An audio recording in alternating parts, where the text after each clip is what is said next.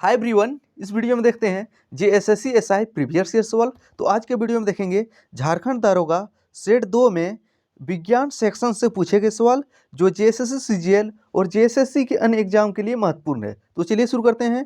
Set 2 science.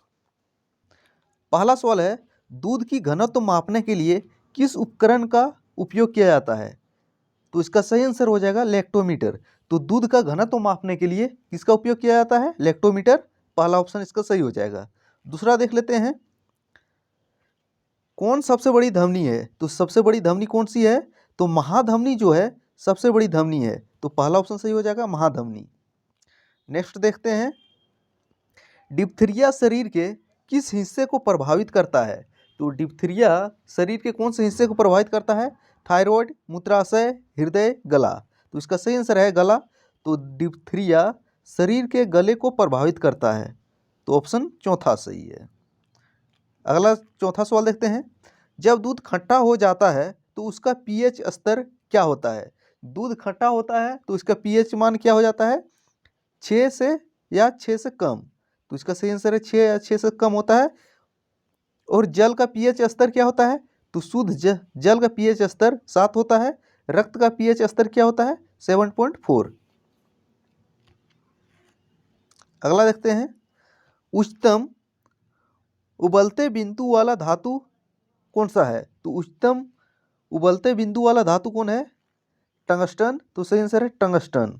और tungsten का प्रयोग कहाँ किया जाता है? विद्युत बल्ब में जो फिलामेंट बना होता है वे टंगस्टन का ही बना होता है। तो विद्युत बल्ब में जो फिलामेंट का प्रयोग किया जाता है वो क्या रहता है? टंगस्टन ही। तो पहला ऑप्शन इसका सही है। अगला देखते हैं, ज्वारीय शक्ति का उदाहरण है। तो ज्वारीय शक्ति कैसा उदाहरण है? रिन्यूएबल एनर्जी सोर्स का उदाहरण है।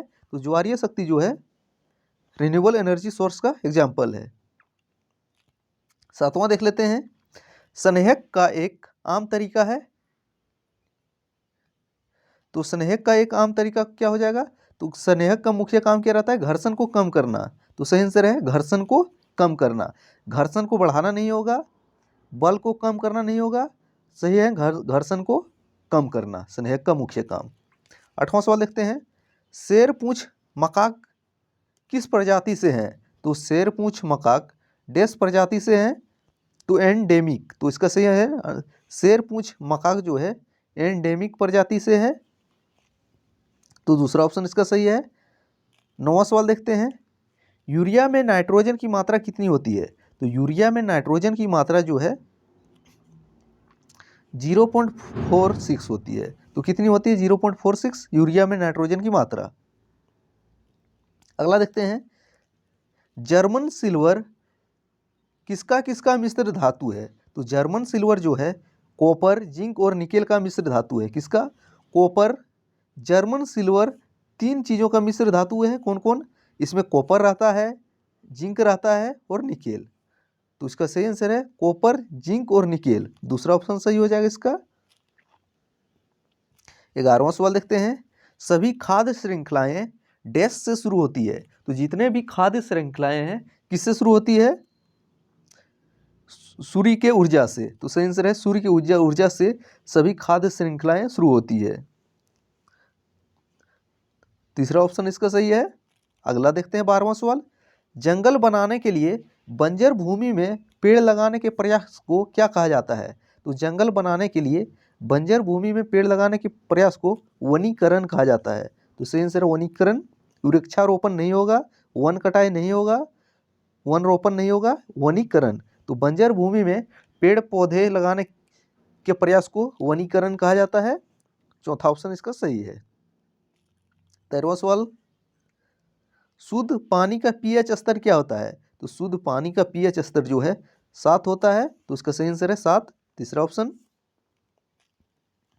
और रक्त एक महत्वपूर्ण सवाल है, रक्त का पीएच स्तर 7.4। अगला है, बिग बैंग कितनी साल पहले हुआ था? तो बिग बैंग कितने साल पहले हुआ था? तो इसका सही आंसर है 13.7 अरब साल पहले, 13.7 billion year ago big bang हुआ था। 15वां सवाल देख लेते हैं, डैश एक आंत्र परजीवी है।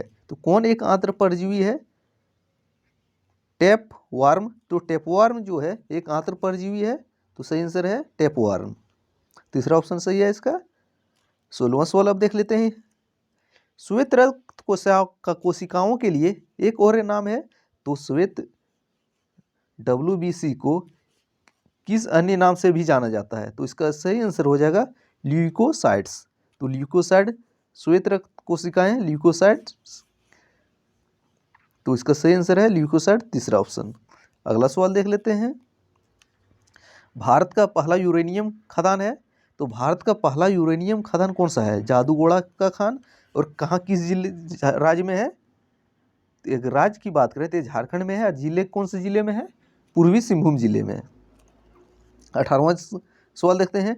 डैश एक तितली के आकार की का ग्रंथि है, तो डैश एक तितली के आकार का ग्रंथि है, क्या इसका सही है?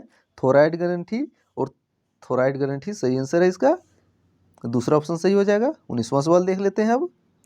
प्रकाश की